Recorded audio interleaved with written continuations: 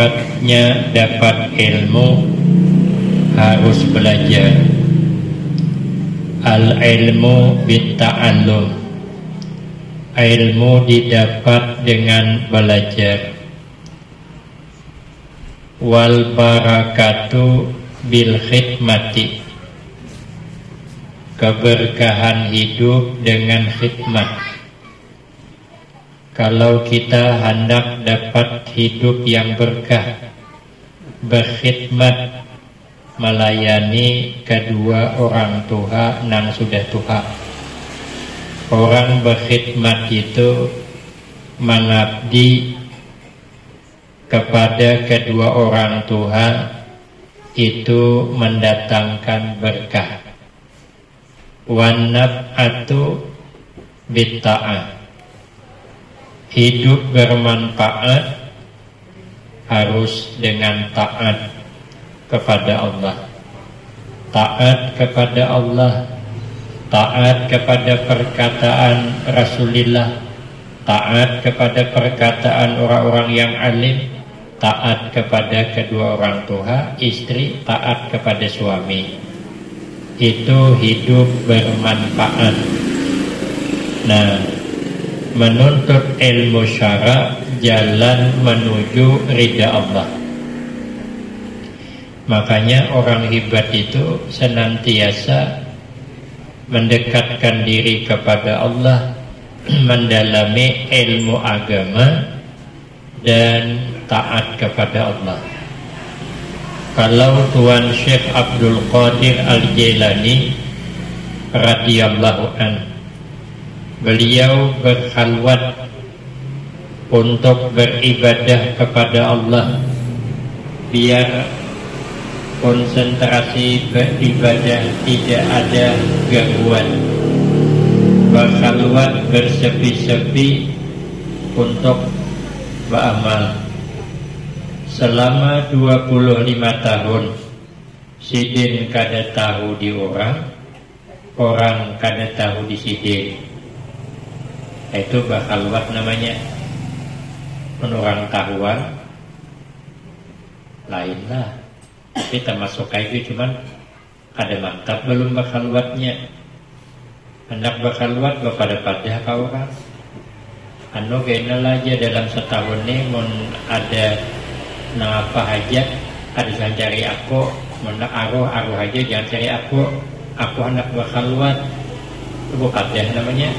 Tahu orang kali kita berkhalwat, tulak berkhalwat, bersama kopi, bersama teh, bersama gula, bersama tapo. Itu kan buka warung nih tuh, warung kopi kayak lagi, cuman andaknya di tempat sunyi. Nah, orang berkhalwat tadi menyendiri, orang kada tahu, sidin kada tahu. Itu manfaatnya luar biasa, karena taat kepada Allah kada mau terganggu, maka sidin banyak Allah beri karamah. Jadi kita kada usah memandang karamahnya aja, tapi pandang apa nang sidin lakukan, itu nang kita tiru. Maka itu hidup ini harus ada menyenangi ilmu, senang mendalami ilmu syara. Maka yang dikehendaki ilmu syariat di sini ialah mempelajari ilmu pengetahuan yang perkara yang tiga perkara tersebut. Apa yang dipelajari supaya selamat? Pertama, ilmu tauhid. Bagaimana belajar ilmu tauhid? Sekadar mensahkan keimanan. Sekira-kira kita ini kada mensekutukan Allah dengan lainnya. Itu lafaz tauhidnya. Belajar ilmu tauhid, sekira-kira kita tidak mensekutukan Allah dengan yang lainnya. Bagaimana? Belajar sifat 20. Bila sudah belajar sifat 20, Orang bahari dihafal. Wujud artinya ada, Allah Ta'ala mustahil. Adam artinya tiada, dalilnya berubah-ubah. Ini alam. Itu paham dalilnya apa? Padahal kadang-kadang membaca tulisan Arab kalau bisa aja, tapi hafal, melekat di hati. Jadi ini bila tahu Allah ada apa lagi? Karena tahu Allah ada, kita mau kawitan ada di rumah, kaduin apa kita. Mentuha, jika kita duduk, pasti bunga-bunga sebibinan lalu aduan mengurap kita, tak yang kurap. Nah, kenapa? Karena mentuha ada, karena orang tua ada, karena guru ada. Ini Allah ada wani macam-macam lagi. Orang bahari gitunya, dihafalinya. Sekalipun tulis baca ada kada bisa. Nah, bila nya yakin Allah ada, kada wani macam-macam. Nah, sampai sini yang lain sifat kidam, baka mukhalafatul hawadis, qiyamu ta'ala binafsih wahdaniyat, asa Allah, asa pada perbuatannya, artinya tidak ada campur lain dengan yang lain, semata-mata murni itu kehendak dan perbuatan Allah. Kita ini disuruh berikhtiar tapi kadang memberi bekas. Kalau Allah kada berkehendak, jadi apa yang terjadi? Inya memandang di balik itu ada Allah berkehendak, lapang hati. Makanya kata Imam Al-Ghazali rahimahullah, Allah menyuruh kita hidup di alam dunia ini dua aja. Pertama, jangan sedih hati. Kayak apa supaya jangan sedih hati? Belajar tauhid. Bila tauhidnya mantap, kada sedih lagi kita. Karena hidup ada yang mengatur. Kita hendak, Allah kata ada mau jadi. Ana urid, anta la turid. Ulun hendak, engkau kada mau ya Allah. Kada mau. Kehendak kita disuguhi keretaan. Nyaman bersedekah. Kasihan bebuahan banyak nak susah. Kenapa kita banyak membantu? Hendak kai sugih. Tapi Allah kada mau. Ada mau sugih juga. Dibalik pula, anta turid, ana la urid, kada mau juga. Engkau ya Allah hendak, aku kada hendak. Tetap terjadi. Sekalipun kita kada hendak, tapi Allah hendak. Sakit, siapa hendak? Ya hendak sakit, tapi Allah hendak. Ada kau menolak. Mun kehendak kita kada sakit kita, tapi kenyataannya sakit juga. Apalagi timbah hari raya nih, banyak penyakit. Aku malam hari ketiga ke toko apotek, panjang antri. Pada aku jam 9. Kenapa? Karena hari lebaran ini banyak penyakit. Ini patang nih, kamar rumah sakit penuh. Tadi ada tetangga kami ke rumah sakit. Sampai kemarin belum dapat kamar. Kenapa? Kamar penuh ya Pak. Siapa dikeluarkan? Mengeluarkan Adul Saleh anaknya. Hak manggilnya orang jauh di situ sudah. Yang datang tadi paksa di orang UGD bukan lagi. Kebanyakan penyakit. Memang setiap tahun kita bila hari raya kambuh penyakit. Kapan ada kambuh? Makanan randam daging, minuman kaleng. Minuman kaleng itu kan manis, itu kada asli. Itu nang dimakan. Bahulu menyelingit panisnya. Maka ngalih benar balik sudah Tuhan nih. Nah maka tahu umat ini naik gula. Makan apa mama tadi? Makan bahulu nih. Kata aja. Kenapa makan naik? Aku merasain narai aja. Merasai. Soalnya pagi bangkak pulang betis. Ngapa bah makan betis bangkak? Ini abah ini tadi belalah malam tadi sesalah ini makan kacang kacang tanah nih, kacang napato, kacang Arab, kacang piye. Ada aku ya, ada makan kacang, ada aku memakan nang sate nerai, jangan kuahnya sama pada kacang juga, cuman bertumbuk deh. Makanya bila hari raya banyak penyakit munculan, masing-masing bertukar obat. Sebenarnya kita kada hendak sakit tuh, tapi Allah hendak ada kawan juga. Jadi hidup ini jangan melawan. Kamu sudah bertauhid, kada mau melawan. Apa yang Allah beri jangan dilawan. Turuti aja, lapang ke hati. Tapi kalau dilawan, mengeluh. Napas nyaman umpat aja. Bilanya keluar, hembuskan. Bilanya masuk, iya. Nyaman tak? Bila masanya menarik napas, iya. Bila sudah dihiut, lepas. Bila hendak masuk, iya. Hendak keluar, lepas. Amun napas hendak masuk, kita lawan, kita lepas, keperawan bila. Atau napas hendak keluar, kada kita lepas, kita hiut di luar. Lalu kada bernapas lagi, mati. Hidup kada nyaman kalau melawan arus. Hidup kada nyaman kalau melawan takdir. Itu siapa yang bisa? Kalau belajar tahu nyaman aja. Kita kada usah sadih hidup. Orang bermobil Alphard, rumah tingkat 4, biar aja. Kada usah sadih. Yang penting kita makan. Kenapa? Sebab karena orang kada mati, ada bisi mobil Alphard kada mati juga. Ada bisi rumah tingkat 4 kada mati juga. Tapi orang bisa mati kalau kada makan. Yang penting kita makan sudah.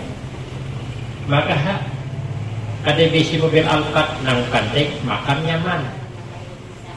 Kalau kita kada kau makan, baru kita sedih. Karena ini mengancam nyawa. Tapi kalau kada bisi mobil, kita sedih. Ada bisi rumah ganal untuk apa sedih. Yang penting jangan kada makan, itu aja. Orang mati sebab kada makan. Ada di orang mati sebab kada bisi rumah ganal. Aman kan? Nyaman aja hidup kan? Kemudian yang kedua, ilmu fikih sekedar mensahkan amal ibadah. Belajar fikih itu sekira-kira amal ibadah kita tuh sah. Artinya kada ragu karena tahu kita. Ya. Syarat rukunnya tahu. Yang membatalkan pahala ibadah tahu. Jadi ya, bila tersalah bisa membikin. Sekedar itu jadilah pakai kita nih. Karena kalau beramal ada berilmu, amal rusak. Dosakan apa namanya beramal ada berilmu. Berdagang macam ada berilmu. Barang dagangan rusak, ada kisah. Orang ini berdua membilok, berjual uyah. Jadi seminggu sekali tulakan berjual uyah berdua.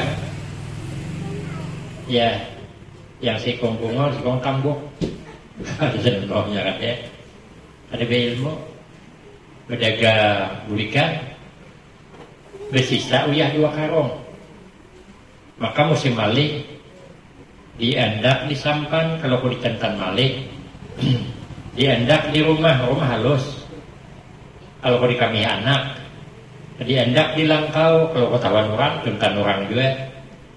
Jadi jenazah ikong yang bungol tadi kita labuh ke sumur aja ya.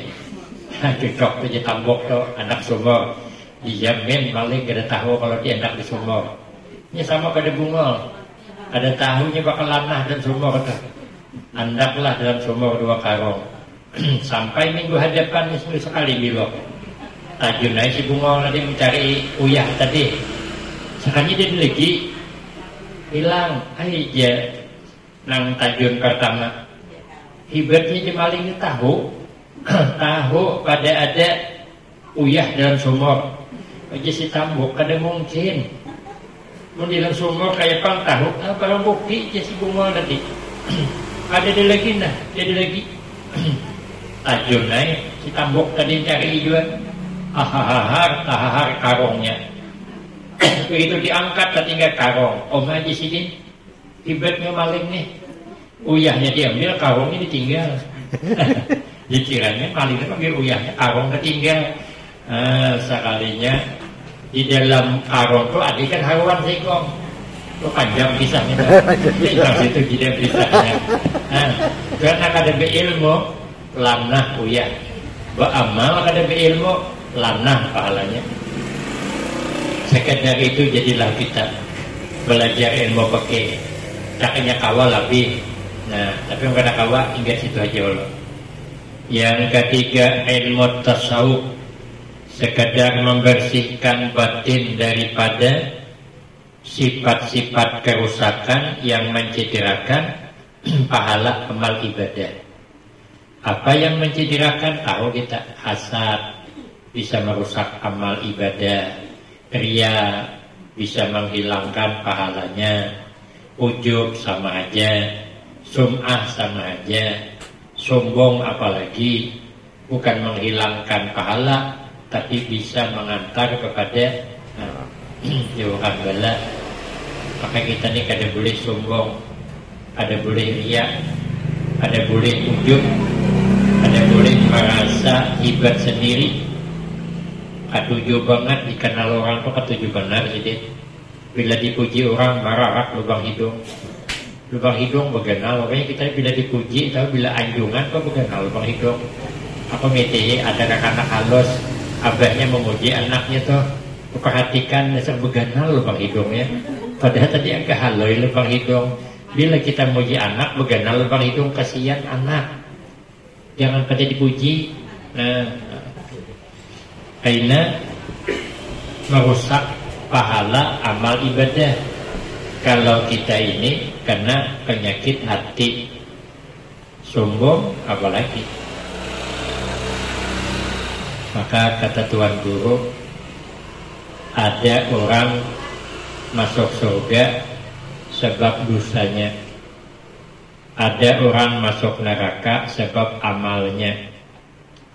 Karena nyaba amal merasa hebat, kemudian tingkatannya naik-naik sampai merasa asa paharapnya sombong aja lalu.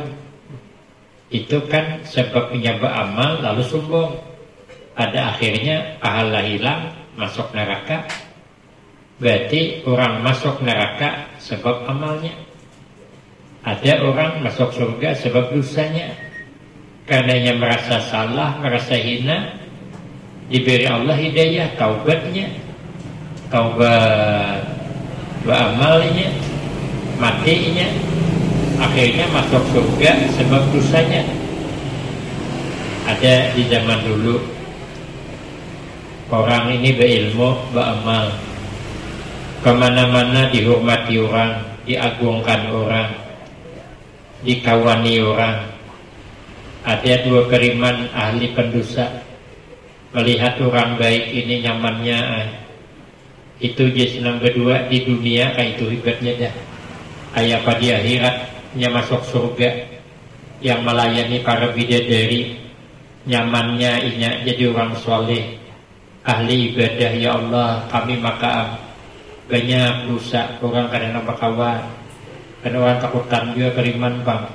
Maka pendosa kotor kami ya Allah, hina kami. Lalu sedih yang berdua, berdoa kepada Allah, ya Allah ampuni dosa kami, ganti dengan rahmat-Mu. Karena bila kami masuk, kami mati ya Allah, masukkan kami ke surga dengan rahmat-Mu. Kami menyesal, berubah. Rupanya orang soleh tadi melihat ada periman pendosa tadi, ada berdua hingga pisang, kisahnya bersungguhannya. Lalu dia merasa, inilah akibat orang ahli pendosa.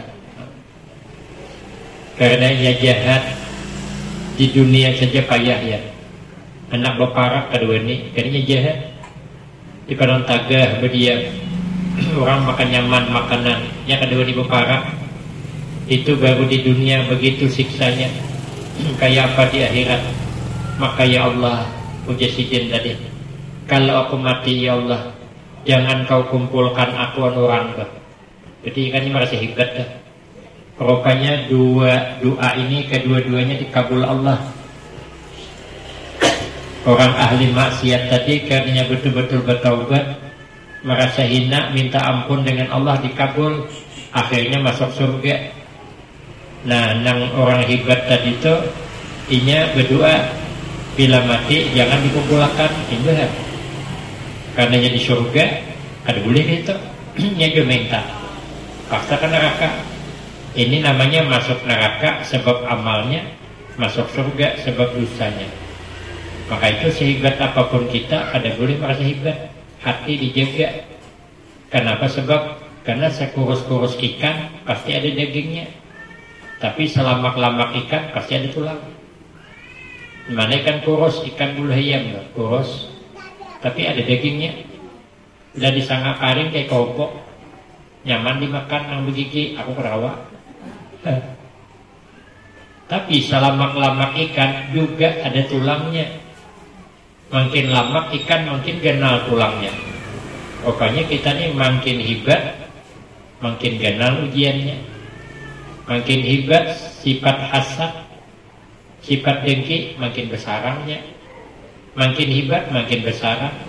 Dalam kitab Sirajul Talibin, makin hebat makin tinggi dengkinya. Lalu bagaimana menghilangkan dengki?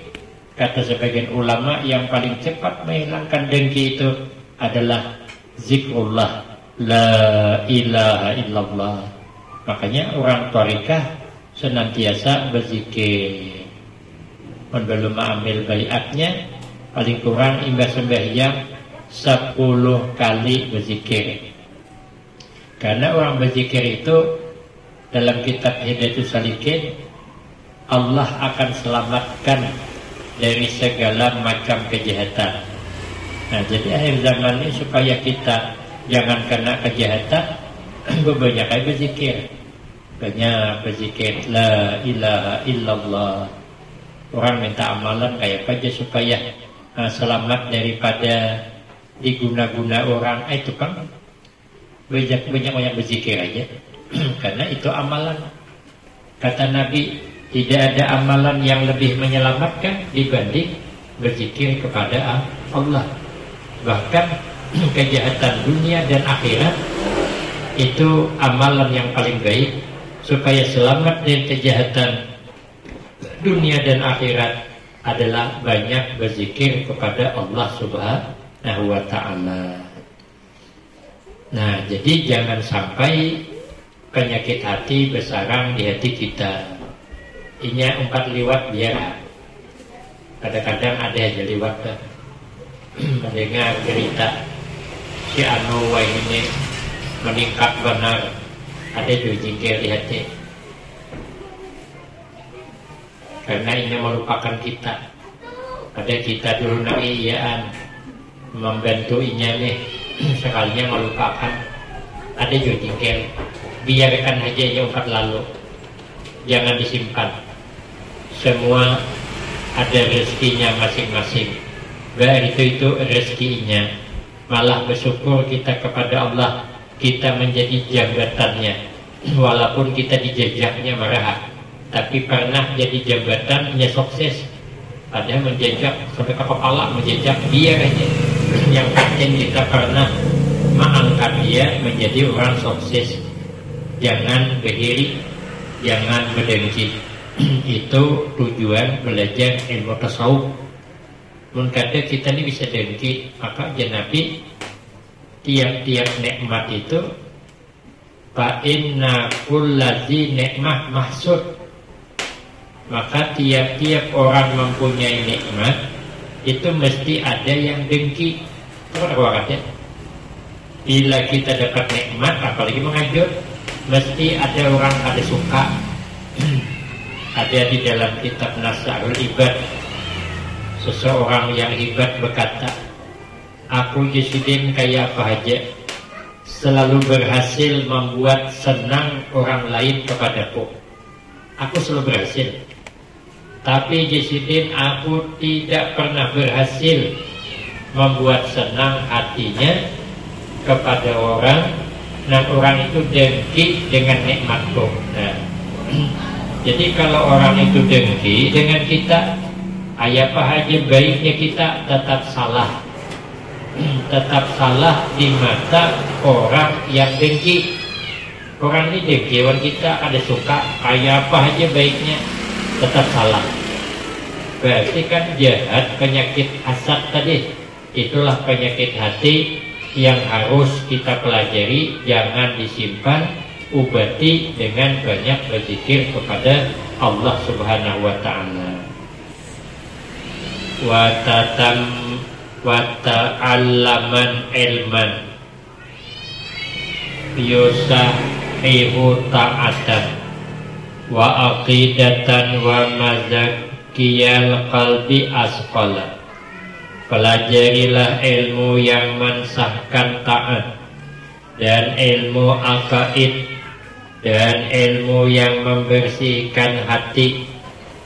Disuruh kita agar kita mempelajari.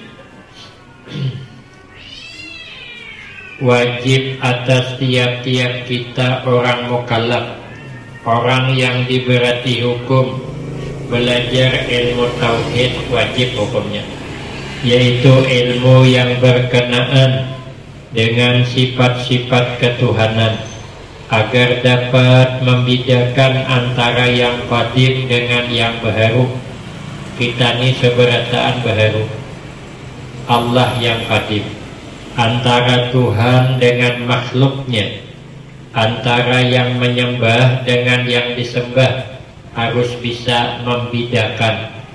Allah yang kita sembah mukhalafatuhu lil hawadis, bersalah-salahan dengan segala yang baru. Artinya kada sama, kada seumpamanya kepada yang baru. Allah tidak ada sama dengan kita. Harus bisa sampai ke situ, paling kurang belajarnya. Dan mempelajari yang bersangkutan dengan segala rukun iman lainnya, hingga sampai kepada ilmu yakin seperti telah disebutkan. Dan wajib juga kita belajar ilmu fikih, yaitu ilmu pengetahuan yang berkenaan dengan amal ibadah seperti berwudu. Harus bisa berwudu itu muka dari tempat tumbuh rambut kepala sampai ke bodegu, dari paku telinga kanan ke paku telinga kiri. Rambut yang tumbuh di muha wajib kena benyo, termasuk cantong-cantong bibinian loh.